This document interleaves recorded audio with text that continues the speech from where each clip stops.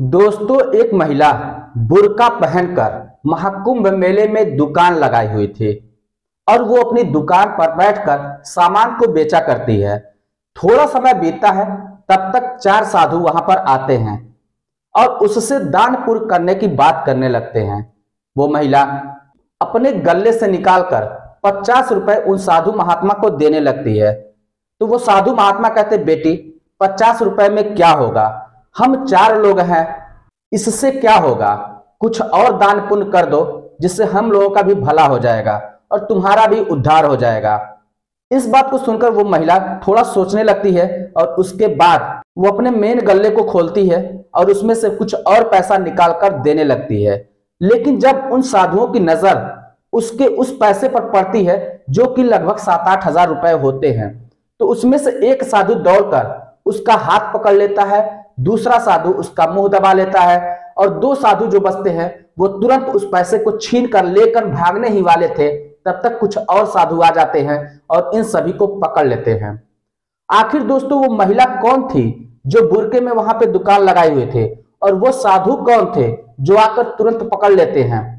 आइए जानते हैं पूरी कहानी इस वीडियो में। लेकिन वीडियो में आगे बढ़ने से पहले बस वही छोटी सी रिक्वेस्ट, वीडियो को लाइक नहीं किए तो वीडियो को लाइक कर दीजिए, चैनल को सब्सक्राइब नहीं किए तो सब्सक्राइब कर दीजिए, जिससे मेरा हौसला बढ़ता रहे।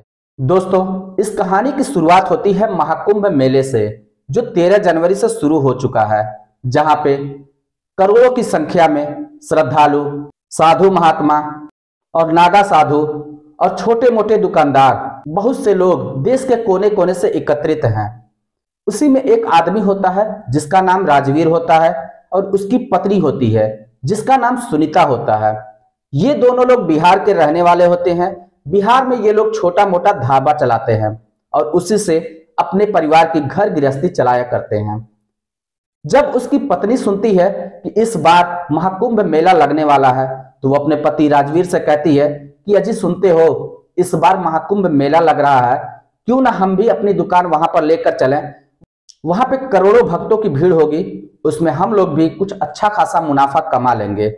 इस बात को सुनकर राजवीर कहता है, क्या कहती हो, यहां से प्रयागराज की दूरी बहुत ज्यादा है, हम लोग अपनी दुकान को कैसे लेके वहां पे जा सकते हैं, और हम लोगों के पास इतनी पूंजी भी नहीं है।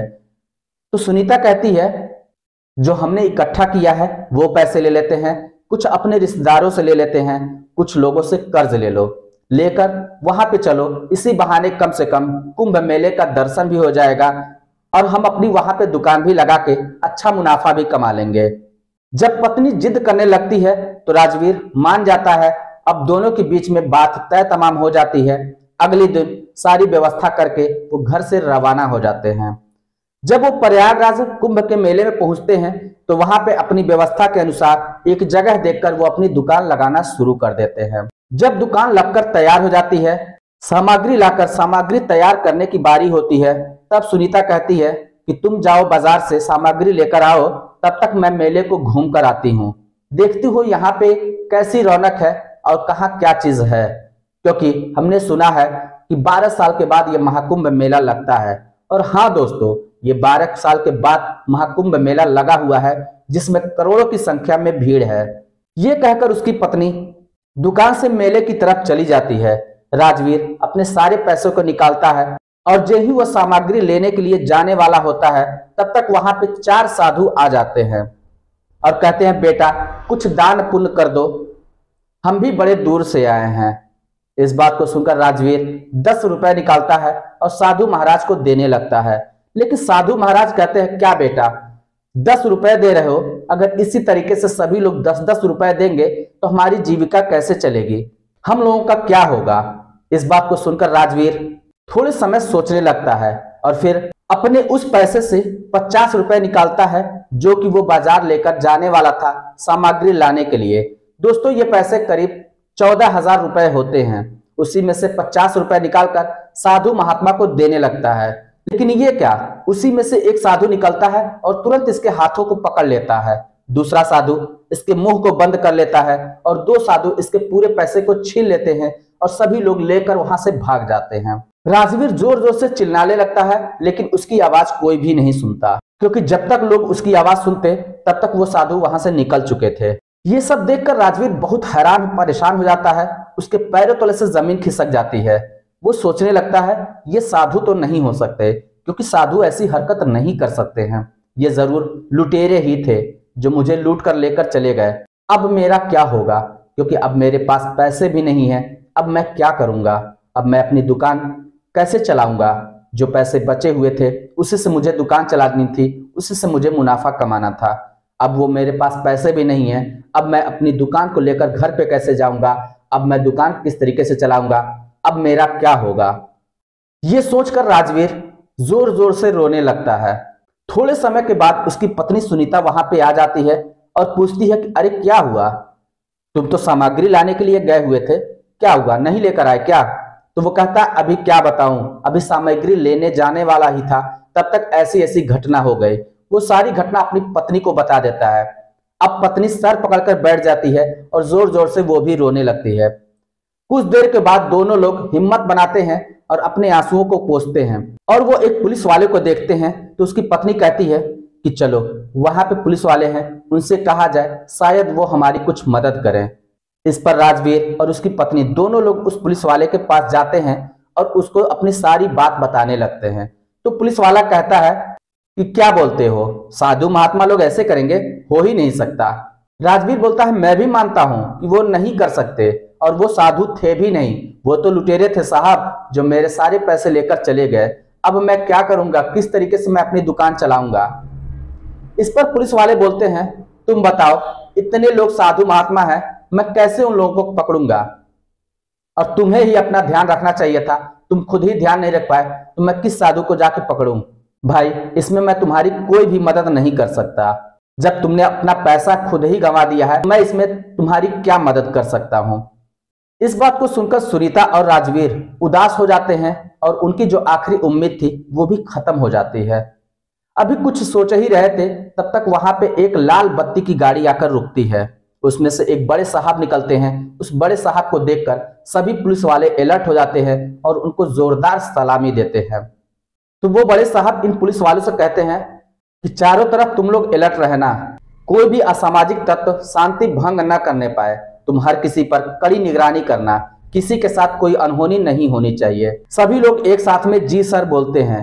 ये कहकर बड़े साहब जाने ही वाले होते हैं, तब तक राजवीर और उसकी पत्नी सुनीता दोनों लोग उनके पास पहुंच जाते हैं और उनसे कहते हैं साहब अब हमारी आप ही आखिरी उम्मीद है। इस पर बड़े साहब रुक जाते हैं और कहते हैं क्या बात है? तो राजवीर और उसकी पत्नी सारी घटना बताने लगते हैं। इस बात को सुनकर बड़े साहब थोड़े मायूस हो जाते हैं, क्योंकि वो भी एक गरीबी से उभर कर यहाँ तक की पढ़ाई किए थे और इस मुकाम को हासिल किए थे। तो वो इन लोगों की आंखों में सच्चाई को पढ़ लेते हैं और कहते हैं घबराओ नहीं, मैं उन लुटेरे को तो नहीं पकड़ सकता, लेकिन हाँ मैं तुम्हारी मदद जरूर कर सकता हूं। ये बताओ तुम्हारे कितने पैसे थे? तो राजवीर कहता है सर 14,000 रुपए थे।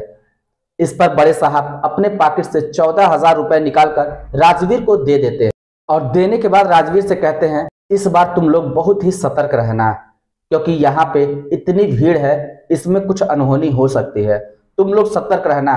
वैसे चारों तरफ पुलिस वाले लगे हुए हैं, चप्पे चप्पे पर पुलिस वाले हैं। तुम लोगों को अगर कोई दिक्कत होती है तो तुम पुलिस वालों को तुरंत बता सकते हो। इस पर राजवीर कहता है साहब मैं एक पुलिस वाले के पास गया था और उनसे कहा, लेकिन उन्होंने हमारी कोई भी मदद नहीं की। इस पर बड़े साहब उस पुलिस वाले को अपने पास में बुलाते हैं और पूछते हैं। तो पुलिस वाला जवाब देता है हाँ साहब ये मेरे पास आए थे और इन्होंने मुझसे कहा, लेकिन साहब आप ही बताइए इतने साधु महात्मा हैं, मैं उनमें से लुटेरों को कैसे खोजूंगा? इस बात को सुनकर वो बड़े साहब भी शांत हो जाते हैं। उसके बाद वो कुछ भी नहीं बोलते और राजवीर से कहते हैं ठीक है तुम जाओ अपनी दुकान चलाओ, लेकिन सतर्क रहना। ये कहकर बड़े साहब वहां से चले जाते हैं। जब अपने कैंप पर पहुंचते हैं तो रात में सोचने लगते हैं कि आखिर वो लुटेरे लोग कौन थे और इस तरीके से साधु महात्मा को बदनाम कर रहे हैं। उन लोगों को पकड़ना बहुत ही जरूरी है। वो कुछ योजनाएं बनाते हैं। उस योजना में एक महिला पुलिस की जरूरत पड़ती है, तो वो सुबह सुबह ही एक महिला पुलिस को अपने पास में बुलाते हैं। वो महिला पुलिस बड़े साहब के आदेश का पालन करती है और सुबह सुबह बड़े साहब के पास पहुंच जाती है। बड़े साहब उस महिला पुलिस से कहते हैं कि देखो हम लोग एक गोपनीय ऑपरेशन चलाएंगे और जो भी साधु महात्मा के भेष में लुटेरे घूम रहे हैं उनको धर दबोचेंगे। तुम्हें करना यह है कि तुम पहले राजवीर के पास जाओ जिसकी मैंने कल मदद की थी, और उससे सारी घटना की बारीकी से जानकारी लो। वो महिला पुलिस बड़े साहब को सलूट मारकर वहां से चली जाती है और राजवीर के पास आकर सारी घटना की विस्तार से जानकारी लेने लगती है। तो राजवीर उसको सब कुछ बता देता है। उसके बाद वो महिला पुलिस इर्द गिर्द भी देखती है, तो उसे भांपने में देर नहीं लगती कि ये लुटेरे उन्हीं को टारगेट कर रहे हैं जहां पे भीड़ कम है। ये बात आकर वो बड़े साहब को बताती है, तो बड़े साहब कहते हैं कि काम करो, एक दुकान ढूंढो जहां पे भीड़ कम हो।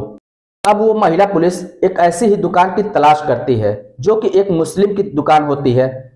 तो बड़े साहब को बता देती है। बड़े साहब साथ में वहां पे जाते हैं और उस मुस्लिम आदमी से कहते हैं, भाई देखो, मैं एक ऑपरेशन चला रहा हूं क्योंकि यहाँ पे लुटेरे कुछ साधुओं के भेष में घूम रहे हैं, उन्हें मुझे पकड़ना है। उसके लिए मुझे तुम्हारी सहायता की जरूरत है, मुझे तुम्हारी दुकान चाहिए।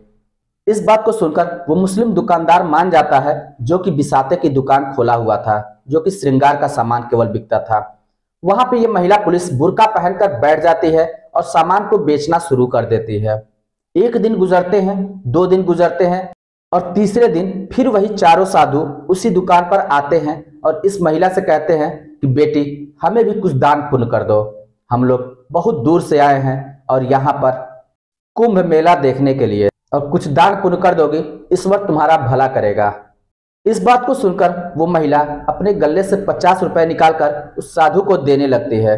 तो वो साधु कहते हैं कि बेटी, 50 रुपए से क्या होगा, हम लोग 4 लोग हैं, कुछ और दान पुण्य कर दो तो अच्छा रहेगा। इस बात को सुनकर वो महिला कहती है, महाराज मेरे पास पैसे तो हैं, लेकिन ये पैसे मुझे अपने घर भेजने थे, मेरे घर पे बच्चे हैं, उनके लिए मैं व्यवस्था करके ये पैसे भेज रही थी। जब वो साधु देखते हैं कि ये पैसे मुझे नहीं मिलने वाले होते हैं, तो उसमें से एक साधु तुरंत उस महिला के दोनों हाथों को पकड़ लेता है, दूसरा साधु उसका मुंह दबा लेता है, और बाकी 2 साधु पैसों को लूटकर ज्यों ही भागने वाले थे, तभी कुछ और साधु आ जाते हैं और इन सबको पकड़ लेते हैं। दोस्तों, ये साधु बड़े साहब के कहने पर पुलिस वाले साधु का भेष बनाकर इर्द गिर्द पहरा दे रहे थे। अब इन सभी को पकड़ लिया जाता है, पकड़कर कैंप में लाया जाता है और इनकी बल भर कुटाई की जाती है। तब ये लोग उगलते हैं। हमारे जैसे और भी बहुत से लोग हैं जो कि साधु का भेष बदलकर घूम रहे हैं और इस घटना को अंजाम दे रहे हैं। उसके बाद बड़े साहब इस ऑपरेशन को बंद नहीं करते, इस ऑपरेशन को आगे भी चलाते हैं और इसी क्रम में और भी लोग पकड़े जाते हैं। दोस्तों, ये महाकुंभ मेला जब तक चलता रहेगा, ये ऑपरेशन तब तक चलता रहेगा, ताकि लोगों को कोई परेशानी ना होने पाए। दोस्तों, धन्य है योगी जी जिन्होंने ऐसे ऐसे जाबाज पुलिस वालों की ड्यूटी वहां पर लगाई है। आप लोग क्या कहना चाहते हैं बड़े साहब के बारे में? आप लोग क्या कहना चाहते हैं हमारे सीएम योगी आदित्यनाथ जी के बारे में? आपकी जो भी राय हो आप हमें कमेंट बॉक्स में लिखकर जरूर बताइएगा। चलिए फिर मिलते हैं नेक्स्ट वीडियो में, तब तक के लिए जय हिंद।